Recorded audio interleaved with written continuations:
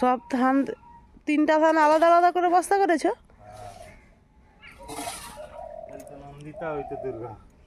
ও, আখের রস চলে গেল।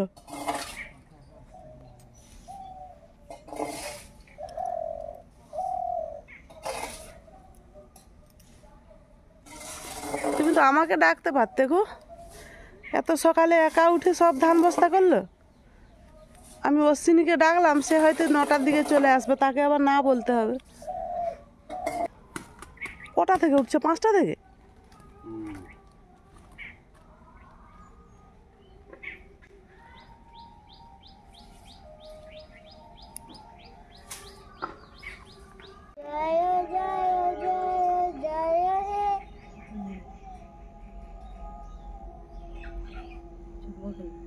নমস্কার বন্ধুরা, কেমন আছেন? আশা করি সবাই ভালো আছেন। আবার একটি নতুন ব্লগে সবাইকে স্বাগত। এখন সকাল 7টা বাজে। ও ভোর ভোর ঘুম থেকে উঠে সব ধান ছেঁকে দিয়ে ছেলেকে নিয়ে যাচ্ছে মেদিনীপুর। কাল সন্ধ্যায় বাড়ি এসেছিল, আজ সকাল সকাল যাচ্ছে। সকাল 8টায় ওর টিউশন আছে। ব্লগটা এখান থেকে শুরু করলাম, আপনারা প্রথম থেকে শেষ অবধি দেখতে থাকুন, আশা করি ভালো লাগবে। রুইটা কাটো, রুইটা কিছুটা দাও আর পাবদা কিছুটা দাও। সে না ছেলাম না, চিন্তা নেই। আজকে সব মাছ শেষ করে দিয়ে আসছে। আমাকে লেজের দিকটা দিবে, কম দিবে, কম কম। আমাদের ঘরে কেউ মাছ খায়নি, ওরা ভাই বোন কেউ না, একটু কম দেবে না। এটা বেশি কি হবে না, অর্ধেক অর্ধেক না, 500 1 টাকা করে দিব। দিদিমণির নাকি সারাদিন ঠেকুর উঠতে থাকে। বলতো আর আমি একা কত খাবো? এই যে 500 মাছ কিনা হয়েছে, আর আমি খেয়েও নেই এখন। 2-3 পিস করে ভেজে, ভাজার সময় 2টা খেয়ে নিবো, আবার তরকারির সময় 1টা। ঘরে কেউ না খেলে কি করবো? আমি খাই।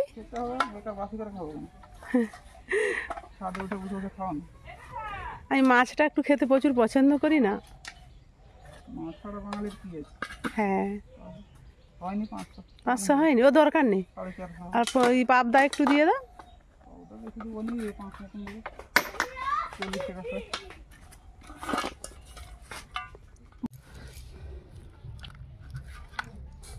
সকাল সকাল একটু পাটি সাপটা বানিয়েছিলাম। মিস্ত্রিদা কাজ করতে এসছে, এবার কী খেতে দেবো গরম গরম, তাই একটু পাটি সাপটা বানালাম।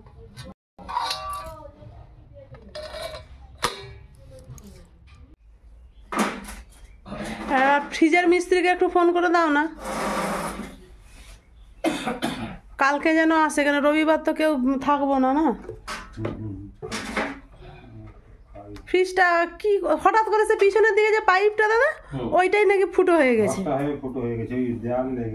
ওই ঘষটা আনে ওই দেয়ালে হয়ে গেছে।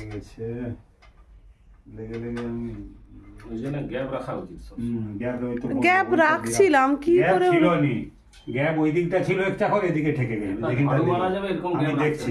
এখন অনেকটাই বেলা হয়ে গেছে, প্রায় 11টা মতো বাজে। সবজি কুটতে বসে গেছি, রান্না বসাবো। সকালে অনেকটা কাজ ছিল, ছেলে গেল, ছেলেকে বেগুনি ভেজে দিয়েছিলাম, তারপরে একটু পাটি সাপটা করলাম। সকালের অনেক কাজকর্ম ছিল, সব কাজকর্ম সেরে এইখন বসে গেছি। তাই রান্না করতে একটু দেরি হচ্ছে। ওলকপি ভাজবো, সিম ভাজা হবে, উচ্ছে ভাজা হবে, আর 2 রকমের মাছ নিয়েছি, ডাল হবে।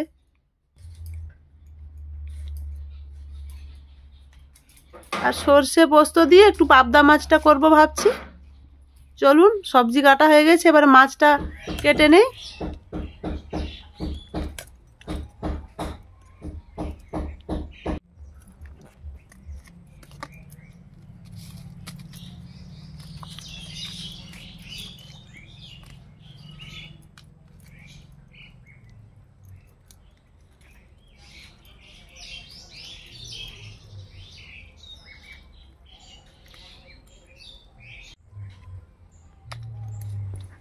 এই মাছের তেলটা বিড়ালদের জন্য ভাজবো, তাই নকুলের কাছ থেকে চেয়ে নিলাম বিড়ালদেরকে ভাত দেওয়ার জন্য।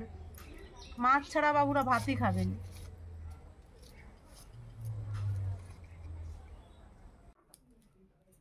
সব কিছু জোগাড় করে নিয়ে রান্না করতে বসে গেছি। আজ মিস্ত্রিদা এসছে, আমাদের ওই নিচে বাথরুমটাতে গিজার বসানো হচ্ছে। দোতলাতে গিজার একটা আছে, কিন্তু দিদিমণির পায়ে ব্যথা হয়ে যাওয়ার জন্য দিদিমণি তার উপরে উঠতে পারছে না। তাই ভাবলাম নিচে একটা গিজার বসিয়ে দেই, নিজেদেরও উঠতে একটু কষ্ট হয়। ভালোই হলো, নিচেও একটা গিজার হয়ে গেল।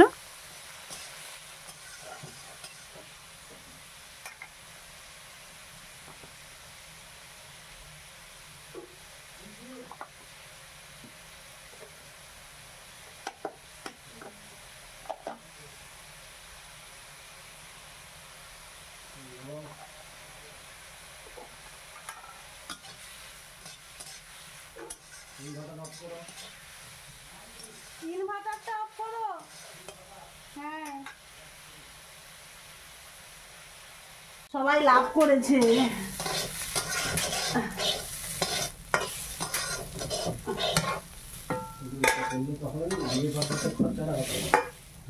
হ্যাঁ,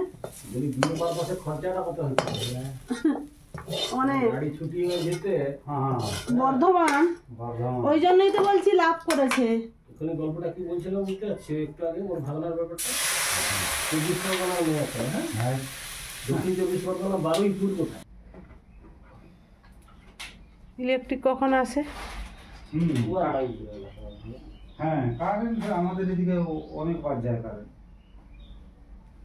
সেখানে কি লাইন চলো? হ্যাঁ, চলো।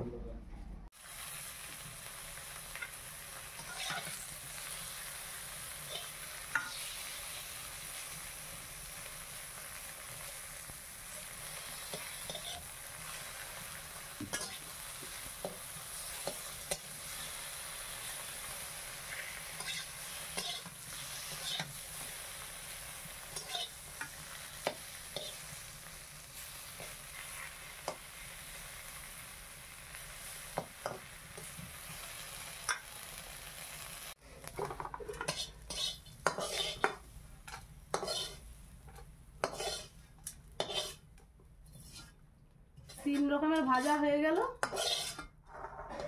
এইবারে মাছের তরকারিটা করব।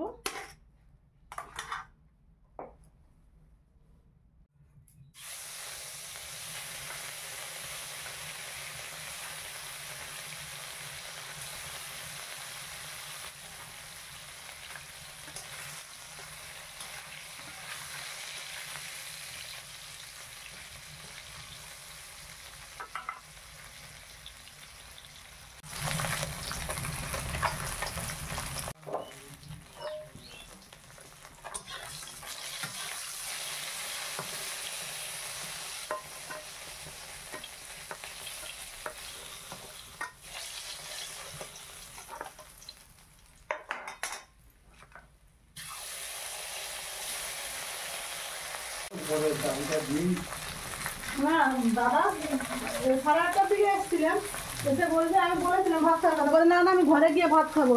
মানে কত ঘন্টার কাজ, এখানে 3-4 ঘন্টার কাজ, কিন্তু আমার তো সব রান্না হয়ে গেছে, ভাত খেয়ে দিয়ে চলে যাবে।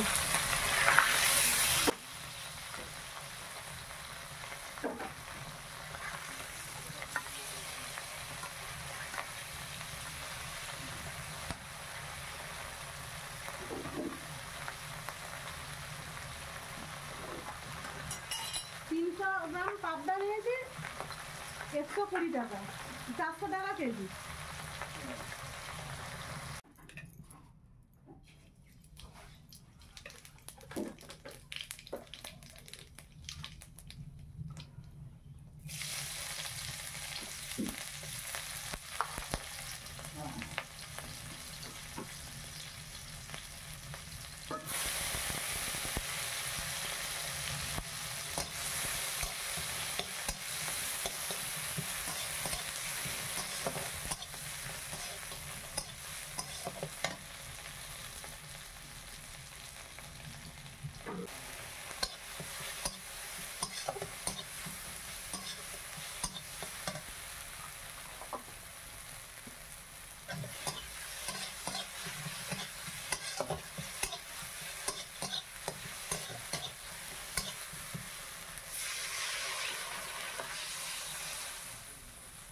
দাদার কাজ শেষ হয়ে গেছে, বাড়ি চলে যাবেন বলেছিলেন, আমি বললাম না আমার রান্না হয়ে গেছে, একটু খেয়ে যান। তাই তাড়াহুড়ো করে ভাত বাড়ছি, দাদাকে খেতে দেবো।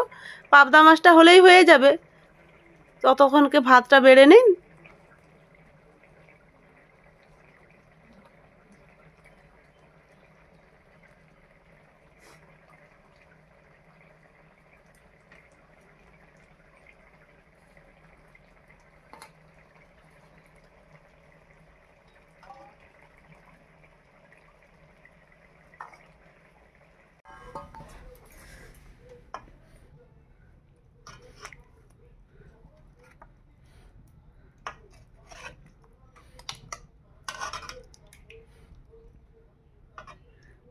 ধনে পাতা দিলে ভালো হতো, কিন্তু দাদা ধনে পাতা খায় না।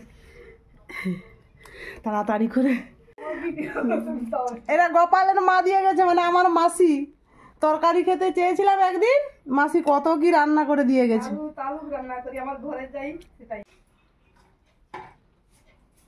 আমি যেন রাক্ষস খেতে বসে গেছি, যত খাবার আমার কাছে।